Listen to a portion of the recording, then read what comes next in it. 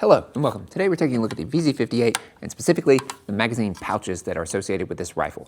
Now this rifle is really cool and interesting. Being a 7.62x39 com block Cold War era rifle, you would think it's an AK, but it has zero parts compatibility or interchangeability with an AK. It's not even the same operating system. The Czechs always like to do their own special little thing, but they actually did a really good job with this one, and it served them for like 60 plus years. I think there's probably somebody still somewhere over there using one of these, and so they got their money's worth out of it. That being said, the magazines that they chose to go for this rifle are actually last round bolt hold open that stays open even when you remove the magazine. So that in and of itself is really cool and a point in this rifle's favor. However, alongside the magazines, they had a wide variety of magazine pouches that they used throughout the course of the long service life that this rifle has enjoyed. So let's take a look at some of them. Starting with the first generation pouch they adopted was this guy. A mix of leather and canvas material with a top flap, button closure, and an interesting buckle on the side, perhaps to retain a cleaning kit. Mags were arranged vertically, side by side, and it holds 4 magazines. The belt loops are sewn canvas, which presumably proved to be inefficient as that style on a 4-cell mag pouch did not last. Obviously, I do not have one of these to showcase as they are extremely rare to find, but very cool nonetheless. The second generation, I believe, they went with basically this style. Now this is actually for the VZ26, but stylistically it was the same style in that it was this canvas with leather and the leather reinforcings on the side of the flap, as well as the leather strap to lock into the rivet. And we've got leather belt buckles on the back, as well as a metal D-ring here to integrate with like their suspender web kit system. So this style they made into a 4-cell mag pouch as well as a 2-cell mag pouch. Now again, those early mag pouches are really hard to find, so I don't have examples to show you. But stylistically, very similar to this one, and you can see a picture of them here. And the 2-cell pouch was exactly the same as the 2-cell pouch that they went to for their third generation. These are a bit more available currently, but they have not always been. But you can see the similarities are very similar. So we got this guy with the stitching, and then the second generation was leather and canvas, but the exact same design. It's got leather stitching, and it's a 2-cell pouch. And in there, we've got 2 mags stacked on top of each other, and then also a cleaning kit. That's kind of unique to the 2-cell pouches, both the leather as well as the leather canvas one, that you can actually have the cleaning kit on the pouch itself. This has the acceptance marks in the top of the flap. This one was made in 1981, so take that as a data point. Overall, it's a pretty robust pigskin leather pouch that is generally associated with their border guard. I don't know if that's just because this particular picture happens to feature that, or if it was only used by them. I have no way of knowing. That's the 2-cell all-leather pouch that they adopted, which brings us to the most popular and most abundant one that you'll see. This is the third generation pouch that is all leather with the stitching, and stylistically very similar to the 2-cell, except we've just got 4 mags. It also has the 2 belt loops as well as the D-ring for the suspender system. These are generally the ones you'll see if you just type in, vz58 magazine pouch. It's going to be this guy. There's nothing wrong with them, but they are pretty much only good for carrying magazines, and 4 on a belt is going to be kind of hefty. So take that for what you will, but these are the most widely available ones that are out there, and they're totally fine to fit with the rifle. That brings us to a few of the other magazine pouches that were produced during the communist era, which started with this is usually marketed as the airborne style magazine pouch.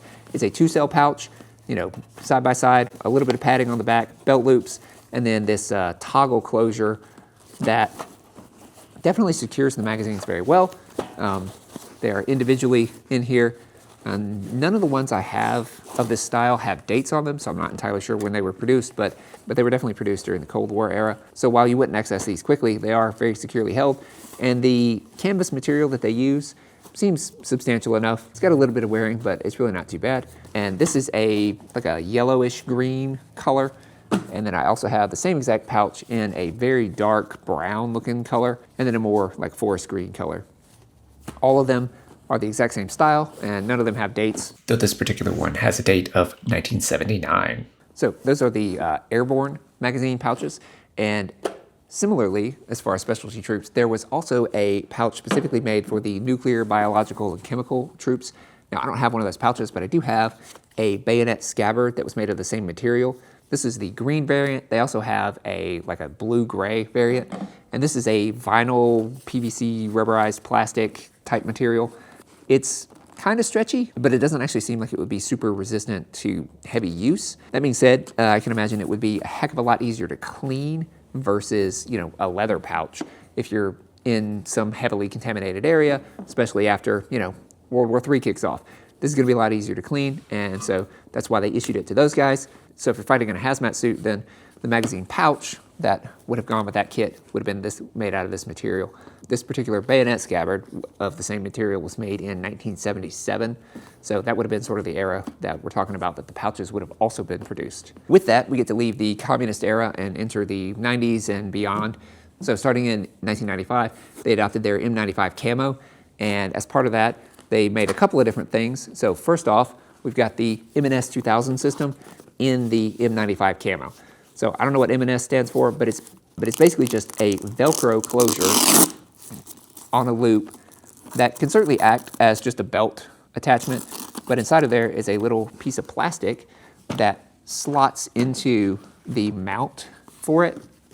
So this is like a drop leg, and they had a whole kit in this stuff, and it's pull tabs and adjustments everywhere, as per typical 90s tactical wear. But you would take this little plastic tab and you would insert it into this slot on whatever you were mounting it to, and then you would wrap the Velcro around the back side of the material, and then that would solidly mount whatever accessory it was that you were mounting to your belt or to your vest or any of the other kit that you had. They made a ton of stuff in that material, including shovel pouches and grenade pouches and magazine pouches for the vz58, as well as the 2-cell magazine pouch. So this guy is 2 mags on top of each other, no cleaning kit.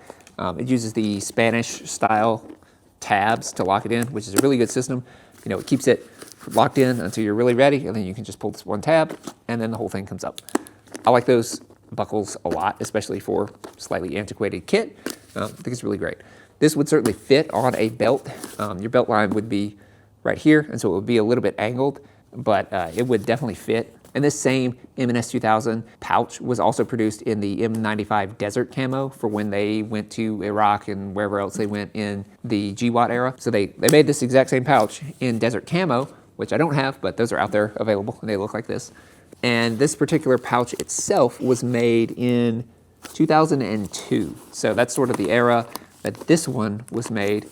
I know they made it for a while, but it was made by SPM Liberec, which is the company that makes a lot of the tactical soft goods that is adopted by the Czech military. But they make a lot of the M95, M&S 2000 type materials.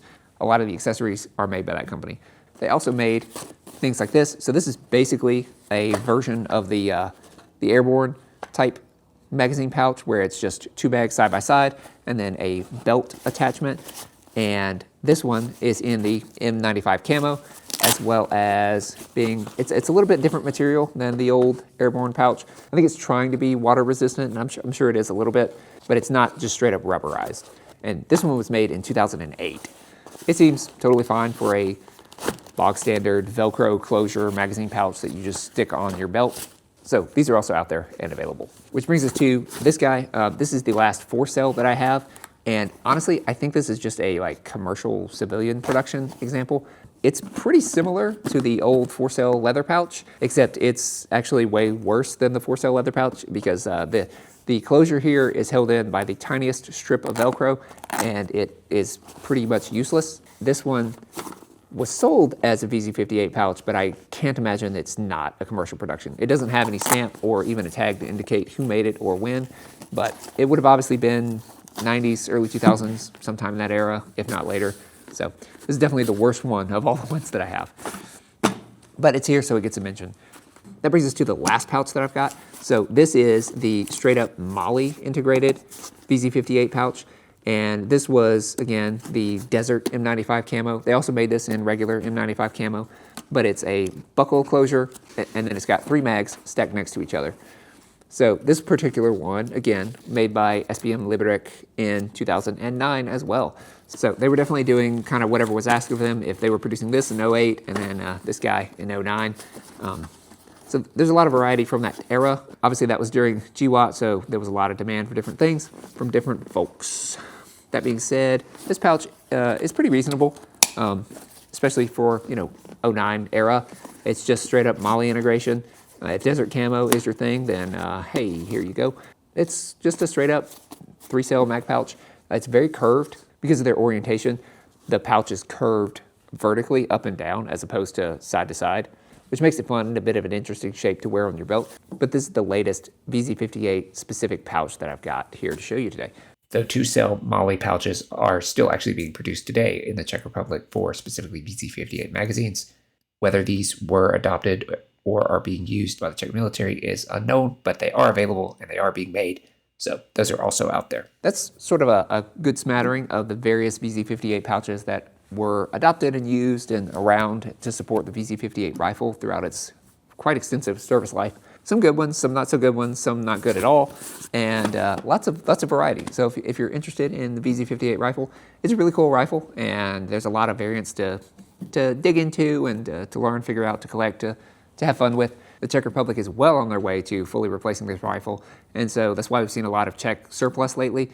Is they're modernizing with Ukraine and everything. That would be a good impetus to modernize and get rid of all the Cold War era kit. So that's why I've actually seen a lot of it being imported in the past couple of years, but that will not last forever. So that's why I've been picking up what I can when I find it for a good price, and I've got a good smattering here that I'm pretty happy with. If you have a variant that I missed, or if I'm just totally wrong about something, do let me know, because I always like to learn. Hopefully this was useful to you. Thank you for tuning in. I appreciate your time, and I'll see you next time.